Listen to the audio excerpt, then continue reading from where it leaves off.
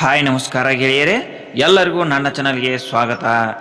ಇವತ್ತಿನ ಈ ಸಂಚಿಕೆಯ ವಿಡಿಯೋದಲ್ಲಿ ನಾವು ರಾಮ ಭಕ್ತ ಹನುಮಂತನನ್ನು ಭಜರಂಗ ಬಲಿ ಎಂದು ಕರೆಯೋದ್ಯಾಕೆ ಅಂತ ನೋಡೋಣ.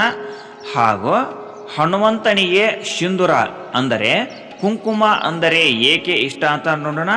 ಹಾಗೂ ಇದರ ಹಿಂದೆ ಇರುವ ಪೌರಾಣಿಕ ದಂತಕಥೆ ಏನು ಅಂತ ಈ ವಿಡಿಯೋದಲ್ಲಿ ವಿವರವಾಗಿ ನೋಡೋಣ ಬನ್ನಿ. ಇನ್ನೂ ಯಾರು ನಮ್ಮ ಚಾನಲನ್ನು ಸಬ್ಸ್ಕ್ರೈಬ್ ಮಾಡಿಲ್ವೋ ಸಬ್ಸ್ಕ್ರೈಬ್ ಮಾಡೋದನ್ನು ಮರೆಯಿದ್ರಿ, ಹಾಗೂ ಬೆಲ್ ಐಕಾನನ್ನು ಒತ್ತಿ. ಗೆಳೆಯರೇ, ಶನಿವಾರ ಮತ್ತು ಮಂಗಳವಾರ ಹನುಮಂತನಿಗೆ ಸಮರ್ಪಿತವಾದ ದಿನಗಳಾಗಿವೆ. ಈ ಎರಡು ವಿಶೇಷ ದಿನಗಳ ಜೊತೆಗೆ ಹನುಮಾನ್ ಜಯಂತಿ ಕೂಡ ಬರುತ್ತಿದೆ. ಅಂತಹ ಪರಿಸ್ಥಿತಿಯಲ್ಲಿ ಈ ವಿಶೇಷ ಸಂದರ್ಭದಲ್ಲಿ ಇಂದು ನಾವು ಹನುಮಂತನ ಹೆಸರಿನ ಅರ್ಥವನ್ನು ನಿಮಗೆ ಹೇಳುತ್ತೇವೆ, ಕೇಳಿ. ಈ ವರ್ಷ ಹನುಮಾನ್ ಜಯಂತಿಯನ್ನು ಏಪ್ರಿಲ್ 2ರಂದು ಆಚರಿಸಲಾಗಿದೆ. ಹನುಮಾನ್ ಜಯಂತಿಯನ್ನು ರಾಮ ಭಕ್ತ ಹನುಮಂತನ ಜನ್ಮದಿನದ ನೆನಪಿಗಾಗಿ ಆಚರಿಸಲಾಗುತ್ತದೆ. ಹನುಮಂತನನ್ನು ಪೂಜಿಸುವುದರಿಂದ ಜೀವನದ ಎಲ್ಲ ಅಡೆತಡೆಗಳು ನಿವಾರಣೆಯಾಗುತ್ತವೆ ಮತ್ತು ಭಕ್ತರ ಎಲ್ಲ ಆಶೆಗಳು ಈಡೇರುತ್ತವೆ. ಹನುಮಂತನನ್ನು ಮೆಚ್ಚಿಸಲು ಜನರು ಮಂಗಳವಾರ ಮತ್ತು ಶನಿವಾರ ಉಪವಾಸವನ್ನು ಆಚರಿಸುತ್ತಾರೆ. ಇತರ ದೇವರುಗಳು ಮತ್ತು ದೇವತೆಗಳಂತೆ ಹನುಮಂತನು ಕೂಡ ಅನೇಕ ಹೆಸರುಗಳನ್ನು ಹೊಂದಿದ್ದಾರೆ. ಭಕ್ತರು ಅವನನ್ನು ಸಂಕಟ ಮೋಚನ, ಮಹಾವೀರ, ಮಹಾಬಲಿ, ಹನುಮಾನ್, ಆಂಜನೇಯ, ಹನುಮಂತ ಮತ್ತು ಭಜರಂಗ ಬಲಿ ಸೇರಿ ಅನೇಕ ಹೆಸರುಗಳಿಂದ ಕರೆಯುತ್ತಾರೆ. ಹನುಮಂತನಿಗೆ ಭಜರಂಗ ಬಲಿ ಎಂಬ ಹೆಸರು ಹೇಗೆ ಬಂತು ಮತ್ತು ಅದರ ಅರ್ಥವೇನು ಅನ್ನೋದರ ಬಗ್ಗೆ ಇಲ್ಲಿ ತಿಳಿಯೋಣ ಬನ್ನಿ. ಹನುಮಂತನನ್ನು ಭಜರಂಗ ಬಲಿ ಎಂದು ಕರೆಯುವುದರ ಹಿಂದೆ ಎರಡು ನಂಬಿಕೆಗಳಿವೆ. ಮೊದಲ ನಂಬಿಕೆಗಳ ಪ್ರಕಾರ ಭಜರಂಗ ಬಲಿ ಬಹಳ ಶಕ್ತಿಶಾಲಿ, ಅವನ ದೇಹವು ಗುಡುಗಿನಂತೆ. ಆದ್ದರಿಂದ ಭಕ್ತರು ಅವನನ್ನು ಭಜರಂಗ ಬಲಿ ಎಂದು ಕರೆಯುತ್ತಾರೆ.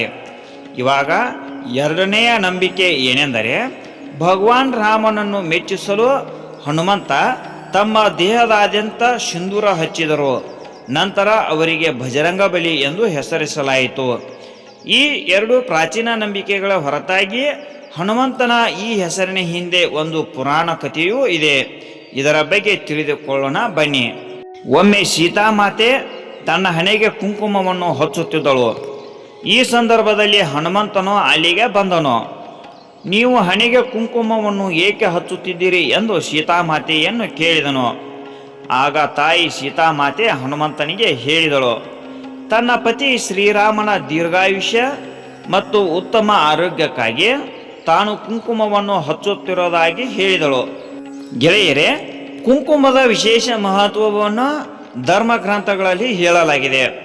ಪುರಾಣಗಳ ಪ್ರಕಾರ ವಿವಾಹಿತ ಮಹಿಳೆ ಹಣೆಯಲ್ಲಿ ಕುಂಕುಮ ಹಚ್ಚುವುದರಿಂದ ಗಂಡನ ಆಯಸ್ಸು ದೀರ್ಘವಾಗಿರುತ್ತೆ, ಆರೋಗ್ಯ ಚೆನ್ನಾಗಿರುತ್ತೆ ಎನ್ನುವ ನಂಬಿಕೆ ಇದೆ.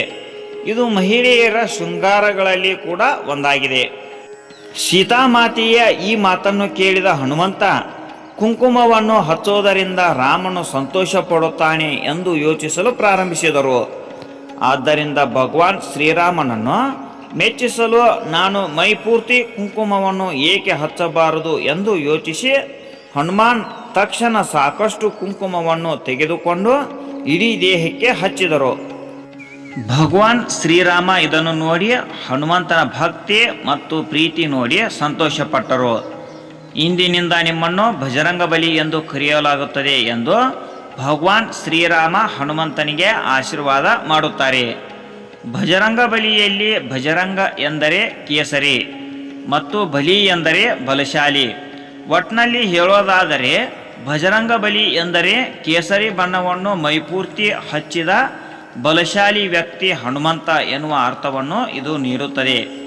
ಗೆಳೆಯರೇ, ನಿಮಗೆ ಈ ವಿಡಿಯೋ ಇಷ್ಟವಾಗಿದ್ದರೆ ಲೈಕ್ ಮಾಡಿ ಹಾಗೂ ಇತರರಿಗೂ ಶೇರ್ ಮಾಡಿ. ಇನ್ನೂ ಇಂತಹ ಉಪಯುಕ್ತ ವಿಡಿಯೋಗಳಿಗಾಗಿ ನಮ್ಮ ಚಾನಲನ್ನು ಸಬ್ಸ್ಕ್ರೈಬ್ ಮಾಡಿ ಹಾಗೂ ಬೆಲ್ ಐಕಾನನ್ನು ಒತ್ತಿ. ಇನ್ನು ಮುಂದಿನ ಸಂಚಿಕೆಯ ವಿಡಿಯೋದಲ್ಲಿ ನಾವು ಹನುಮಂತನ ಇನ್ನೊಂದು ಪೌರಾಣಿಕ ಕಥೆಯೊಂದಿಗೆ ಬರೋಣ. ಎಲ್ಲರಿಗೂ ಧನ್ಯವಾದಗಳು.